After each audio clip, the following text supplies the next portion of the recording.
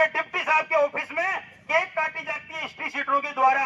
ये जो हार्डकोर अपराधी हैं उनके साथ में बैठ, मनोज जी उस दिन हमारे बीच में नहीं थे, कल बहुत से जनप्रतिनिधि ऐसे हैं वो भी नहीं थे, लेकिन इन्होंने पूरे कुएं में भांग उड़ी हुई है साहब।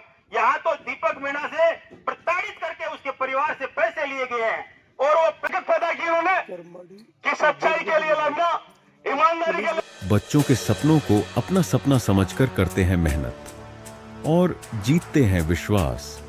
हिंदुस्तान के टॉप कोचिंग्स के एचओडीज न केवल क्लास लेते हैं बल्कि बच्चों के डाउट भी क्लियर करते हैं।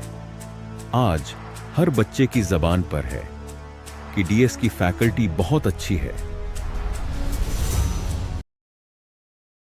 आ गया उनकी गाड़ी का यह हाल कर दिया बवाई थाने में, आप देख सकते हैं। और उनको बचाने के लिए एक सामान्य व्यक्ति जो समाज सेवी है और सदाई हर गरीब व्यक्ति की मदद करता रहता है, नरेश काकरिया, उसको इस तरह से अधमरा कर दिया कि रात के 12 बजे हम लोगों को नीम का थाना ले जाना पड़ा। और आज नरेश काकरिया के गुनहगार नामजद हैं, लेकिन 10 दिन हो गए एक भी आदमी की गिरफ्तारी नहीं हुई है। ये खेतड़ी की कानून व्यवस्था का आलम है और इस पूरी की पूरी कानून व्यवस्था का जिम्मेदार कोई है तो खेतड़ी का विधायक है। तो आप स्वयं देखेंगे कि पब्लिक किसे चुनती है और पब्लिक ने किसको चुना है। आज एक व्यक्ति जिसकी सरकार बैठी है और यहाँ की लाइन ऑर्डर की स्थिति देखिए आप, एक ऐसा इंसान जो अपनी आंखों के सामने सारे के सारे अपराध और जुर्म होते हुए देख रहा है। मैं आप सब लोगों से जानना चाहता हूं कि आज खेतड़ी के थानों के अंदर आए दिन हमें हिस्ट्री शीटर नजर आते हैं। यहाँ के डिप्टी साहब के ऑफिस में केक काटी जाती है हिस्ट्री शीटरों के द्वारा। ये जो हार्डकोर अपराधी हैं उनके साथ में बैठ के पार्टियां करते हैं। आप उनसे कानून और न्याय की व्यवस्था, न्याय की उम्मीद करते हैं। ऐसे लोग सदैव ही इस वर्दी और इस कानून को अपने पैरों के तले रखते हैं और उसी का सबसे बड़ा उदाहरण इन्होंने पप्पू मीणा के प्राण लेके दिया है। ये मेरी बहन बैठी बैठी मुझे बता रही थी कि इससे तो इस पूरी के पूरे कुएं में भांग उड़ी हुई है साहब। यहाँ तो दीपक मीणा से प्रताड़ित करके उसके परिवार से पैसे लिए गए हैं और वो पैसे लेने वाले लोग भी नामजद हैं। आप समय पे देखेंगे कि उन लोगों के नाम उजागर किए जाएंगे। मैं आप सब लोगों से कहना चाहता हूं कि ऐसे भ्रष्ट और निकृष्ट अधिकारियों को यहाँ खेतड़ी में रहने का अधिकार नहीं है। आप किससे उम्मीद करते हो?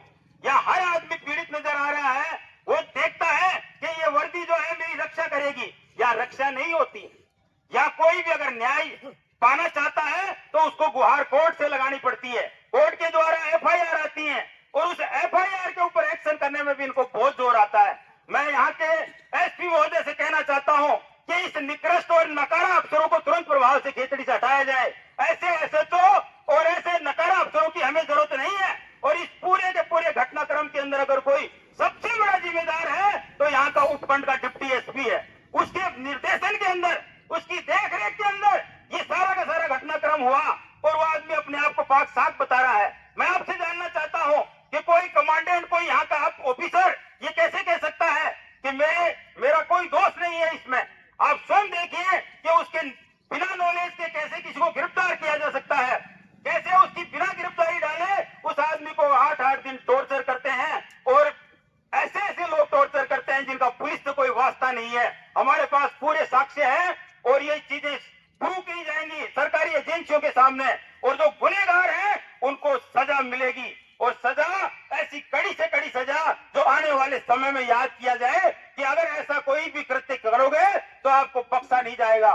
सम्मानित साथियों, परिवार दुखी है और इस परिवार की ताकत आप और हम सब लोग बने हुए हैं। हमें इस बात के लिए सदैव गर्व करना चाहिए कि खेतड़ी की इस धरा के अंदर वो गर्मी है और वो जुनून है जो आज किसी के साथ भी अन्याय हुआ है तो वो सभी खेतड़ीवासी, पूरा सर्व समाज, चाहे वो महिपाल मेघवाल कांड हो या पप्पू मीणा कांड हो, पूरे सर्व समाज ने एक स्वर में इसका समर्थन किया है। यही चीज हम आपसे उम्मीद करते हैं साथियों और इसके लिए हृदय से आभार करते हैं।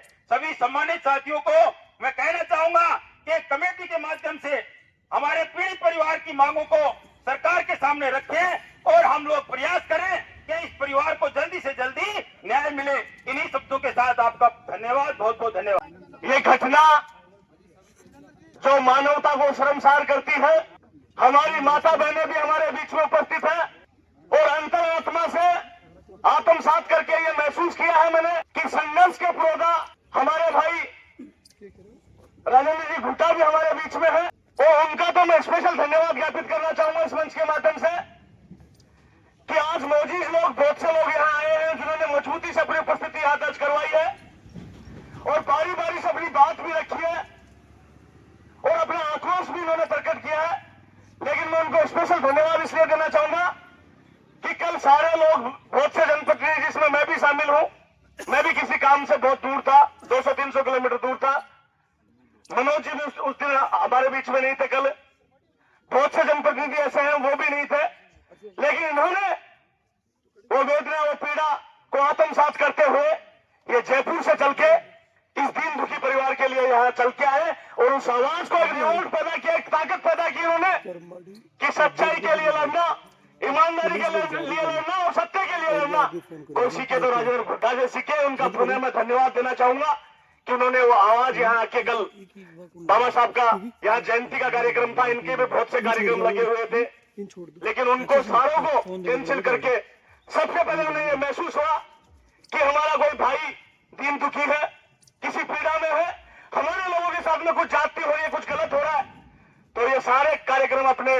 स्थगित करके और यहाँ खेतड़ी पहुंच के और इस पप्पू मीणा को न्याय दिलाने के लिए पहुंचे। मैं सभी समाज बंधुओं से कहना चाहूंगा कि सभी लोग मंत्री जी का धन्यवाद ज्ञापित करें इस चीज के लिए और इस बात को मजबूती से और जोरदार तरीके से उठाने के लिए हम सारे आंदोलित हैं और ये शपथ और संकल्प के रूप में कह देना चाहते हैं शासन और प्रशासन से कि जब जब भी जुल्म हुआ, अत्याचार हुआ है, तो यहाँ पे भाइयों से कोई व्यापारी को लड़वा हुआ थारे लिए तो मैं लड़वाऊंगा और मैं राजेश भाई के लोग उनसे बहुत सा जनप्रतिनिधि ऐसे बैठे थे जब सारा हमेशा जब भी कहीं भी ये लगता है कि अपने लोगों को दबाया जा रहा है, अपने लोगों पे जुल्म जाती अत्याचार हो रहा है और हमेशा कोई दीन दुखी अपाहिज है, उसकी आवाज करने को, बुलंद करने का हमें मौका मिलता है। मानव कल्याण की बात हो, चाहे जन कल्याण की बात हो, जन भावनाओं को समझते हुए उनको ताकत देने का हमने हमेशा प्रयास किया है, चाहे वो खेतड़ी की भर्ती हो, चाहे नीमका थाना की भर्ती हो। और मैं तो प्रशासन ने भी कहते हुए चाहूँ कि माने तपार मत कोई 45 डिग्री में कि मैं कहें से मारा ब्लड में कैलिबर से मैं क्रांति के रूप में आगाज हमेशा पूर्वजों से हमने सीखा है और मैं राज की कुर्सिया में कदे माने मिले नहीं मिले, लेकिन ईमानदारी से माने यह जरूर बरोज है कि आंदोलन में क्या दिशा दी जाए तो पी के लिए तो कतई यह मत समझो कि तुम मानता पारे जो। और मैं तो भाइयों या करे जो तो ठंडी छाया लेवा चाहो जो थारी इच्छा से, ठंडी छाया लेवो चाहो थारी इच्छा से और थानो दूर को ना दीपा जा और तांडव करना पड़ेगा। माँ भी बोबो जती जैसे सुनो मेरी बात, जब बच्चों चिल्लाओ और मांग करे जब न्याय मिलता नहीं है तो छीना जाता है साथियों, छीना जाता है। और संविधान के कॉन्स्टिट्यूशन में लिखा हुआ है कि क्या मौलिक अधिकार है, क्या संविधान में मनुष्यों की आजादी है, और इन सारी चीजों को शर्मसार किया है। और खेतड़ी तो हमेशा एक अड्डा बन चुका है, एक्सटॉर्शन माफिया, माइनिंग माफिया, तेल माफिया, और यहाँ तो वो पैसे में देके तो पोस्टिंग लेते हैं। अब जिसको सियाही यहाँ बना रखा है, ईमानदारी से बता रही जो दिखना हवलदार को अनुभव भी कौन से एक कांस्टेबल और मंत्री जो होमगार्ड का मंत्री जी राजन पूछ लो, मतलब मंत्री जी ने क्यों क्या डायरेक्ट कांस्टेबल की भर्ती से कोई प्रावधान है को है तो जी वो डायरेक्ट होमगार्ड आन बना दिया जाए और भी मान एक्सपीरियंस सर्टिफिकेट थे कोई सरकार से निवेदन कराना एक सर्टिफिकेट भी दिलवा दो। और आप ये कहते हैं हमेशा कि 100 में हम जितेंद्र बनाते हैं 200 में धर्मेंद्र बनाओगा, तो भाई मैं भी सारा दिन राजस्थान की रोड़ा पे घूमता रहा माना है मैं अवेल सारी चीज ले कि अच्छो जर के विरोध है तो तो कतई मसोजो थे जू भी जब कामली तू भारी हो, तो ये आंदोलन अनवत रूप से चलता रहेगा और अंतिम सांस तक इस लड़ाई को हम लड़ेंगे जब तक हमारे भाई पप्पू मीणा को न्याय नहीं मिलेगा। और निश्चित रूप से बता देना चाहते हैं, चाहे प्रशासन से हमें 2 हाथ करने पड़े, चाहे ईंट से ईंट हमें बजानी पड़े, निश्चित रूप से ये शपथ और संकल्प लेते हैं कि भाई पप्पू को हम न्याय दिला के यहाँ से उठेंगे। और बहुत से जनप्रतिनिधियों ने अपनी बात लिखी बारी बारी से रखी है, तो मैं काइंड ऑफ इंफॉर्मेशन के तौर पे सारे लोग बुद्धिजीवी हो, पढ़े लिखे हो, अवेयर हो, इस चीज को लेके चेतना जागृति रखते हो, आप लोगों से पूछता हूं कि कौन से कॉन्स्टिट्यूशन में लिखा हुआ था कि आप लोग राठौड़ में, अरे भाई ये 2025 चल रहा है, आजाद भारत है, अंग्रेजों का टाइम कुछ था, बहुत सी प्रजातंत्र में क्या हुआ, आज लोकतंत्र में सबको अधिकार है, सबको सुरक्षा है, सबके अपने अपने अधिकार है। आप लोग मुझे बताओ, उसको राठौड़ी में 6 तारीख को उठा लेते हैं और रोजनामचे में रपट तक नहीं डाली। आप बताओ मुझे, कहाँ है न्यायपालिका, कहाँ है कार्यपालिका, कहाँ आप लोग ये बताना पाओगे कि उस परिवार को किस तरह से हम न्याय दिलाना चाहें। और हम निश्चित रूप से एक बात कह देना चाहते हैं कि हम लोग कलेक्टर एसपी से नीचे बात नहीं करेंगे। ये कह रहे थे कि एडीएम साहब आगे बात वार्ता करो, लेकिन हम कलेक्टर एसपी से नीचे बात नहीं करेंगे। आप लोग सहमत हो ना? सारे सहमत हो ना इस बात को लेके? और दोबारा से इस विवेकानंद की धरती पे जो देश और प्रदेश में जाना जाता है खेतड़ी, उसको शर्मसार किया है इस खाकी वर्दी ने, और भक्षक के रूप में ये भक्षक बन के यहाँ पे इस तरह का तांडव किया है।